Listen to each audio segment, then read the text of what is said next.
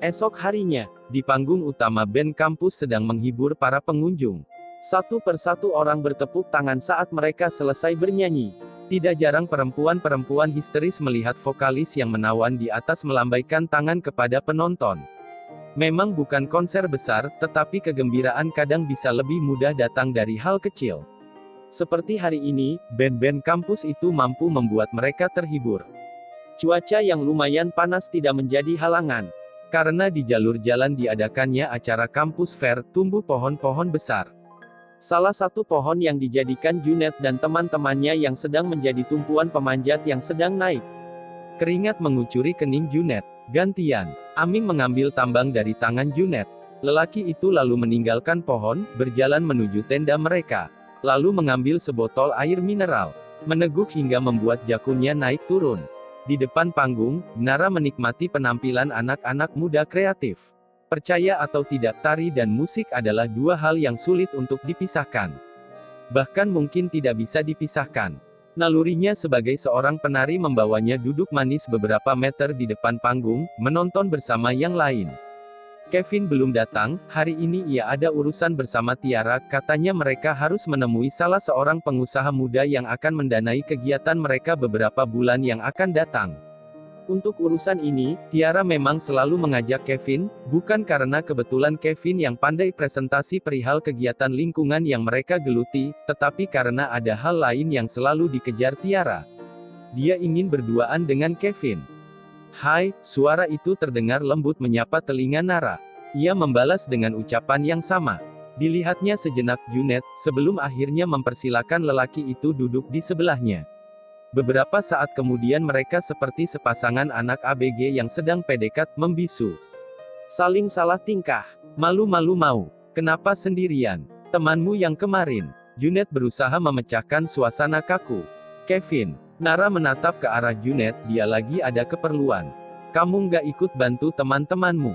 Nara mencoba membentengi diri agar tidak terlihat salah tingkah. Udah, lagi gantian, jawab Junet ditutup dengan senyuman. Entah kenapa mereka kembali membisu. Harusnya Nara bisa lebih cerewet dari ini, harusnya Junet bisa lebih banyak bahan obrolan dari ini. Akan tetapi yang terjadi seolah semua hilang begitu saja di pikiran mereka. Beruntunglah mereka berada di tempat yang sedang diributkan oleh suara musik. Dan tiap kali penampilan satu band berakhir, mereka bisa melihat Nara di malam kompetisi menari, lalu berlanjut pada perkenalan saat hujan. Dan pertemuan-pertemuan tanpa percakapan selanjutnya. Junet sudah menyimpan sesuatu yang mengganggu pikirannya. Hal yang memaksanya untuk selalu ingin bertemu dengan Nara. Di sini, di acara ini mereka sudah lebih sering bertemu. Sebagai lelaki, Junet mencoba memberi isyarat kalau dia memiliki sesuatu kepada Nara. Dan Nara seperti perempuan pada umumnya. Sebenarnya perempuan sudah lebih dulu tahu apa yang dirasakan lelaki. Hanya saja mereka lebih suka menahan gengsi, seolah bisa menarik ulur rasa hati lelaki. Seperti yang dilakukan Nara. Dalam hatinya, diam-diam dia ingin tersenyum melihat kebekuan Junet. Lelaki itu seperti kehilangan bahan pembicaraan. Seingat Junet, dulu dia tidak begitu kaku kepada perempuan kalau sedang berbincang berdua.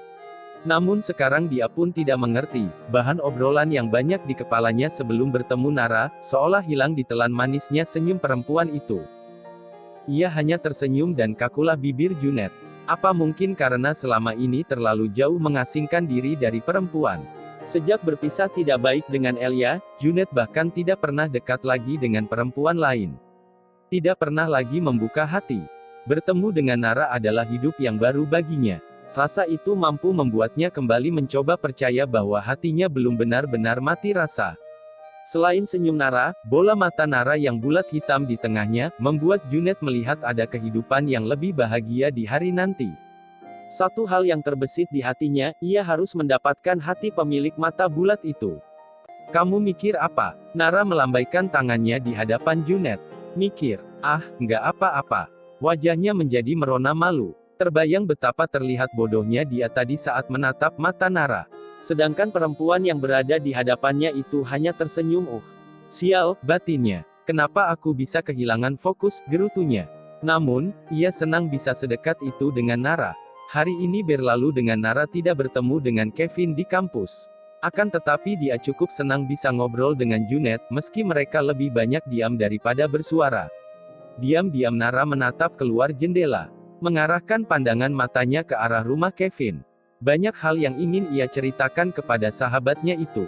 Akhir-akhir ini, tentang perasaannya, tentang Junet. Tetapi kesempatan itu seolah sulit baginya. Padahal ia bisa saja bertemu dengan Kevin kapanpun. Yang susah adalah saat ia ingin bercerita perihal Junet, semua seolah terhalangi oleh sesuatu. Entahlah, mungkin momennya saja yang belum tepat. Tidak seperti yang dulu-dulu, Nara begitu mudah menceritakan kepada sahabatnya itu, tentang apa yang ia rasakan kepada lelaki lain. Suatu hari Kevin pernah menasihati Nara perihal pacarnya yang terus berganti-ganti. Saat hatinya terasa remuk untuk sesaat. Seharusnya, semakin kamu dewasa kamu semakin memiliki pertimbangan untuk memilih pasangan. Bukan asal jatuh cinta saja. Kamu udah bukan anak SMA lagi, Nara.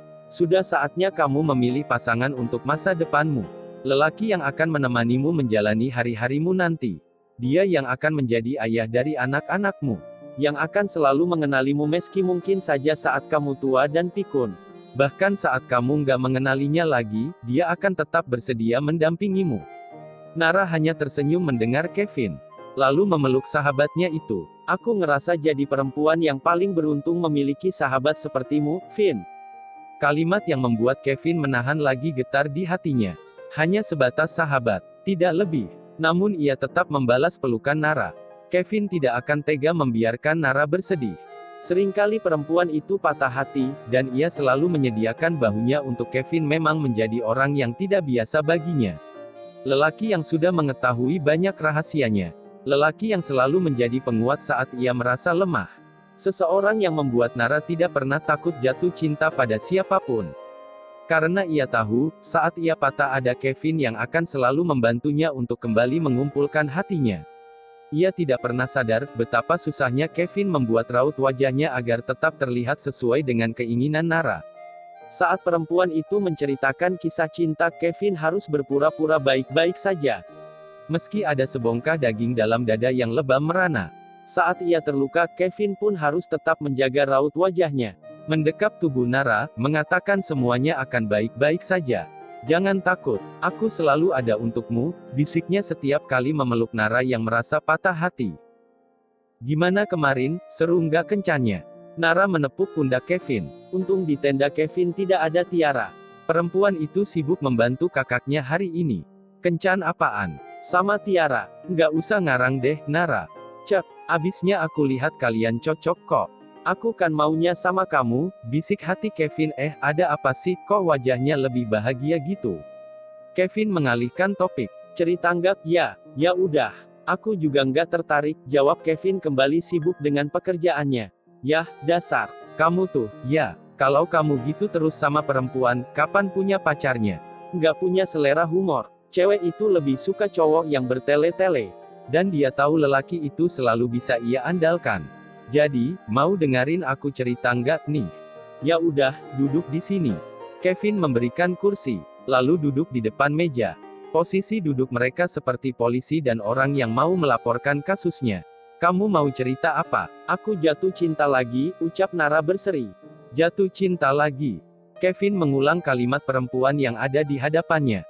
Ia harus meyakinkan diri lagi, semuanya akan baik-baik saja. Semuanya akan berjalan sebagaimana mestinya. Tidak ada yang perlu ia takutkan. Ia sudah biasa seperti ini. Menghadapi Nara yang jatuh cinta lagi, dan lagi.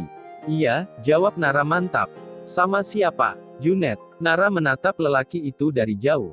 Junet terlihat sedang asyik melakukan adegan panjat pohon. Ia tidak tahu kalau Nara sedang menceritakannya kepada Kevin. Ya udah, terus sekarang gimana? Kok kamu responsnya dingin gitu? Nara memelas. Iya, Nara. Sekarang gimana? Kalian udah jadian. Ia memberikan senyumannya. Lagi-lagi senyuman menyembunyikan betapa teriris hatinya. Belum tahu. Sekarang pingin jalani dulu. Toh, Junet juga belum bilang apa-apa. Tapi aku tahu, dia sudah tertarik padaku. Semoga saja, ucap Kevin sepenuh hati. Dilihatnya wajah Nara berseri memerhatikan Junet.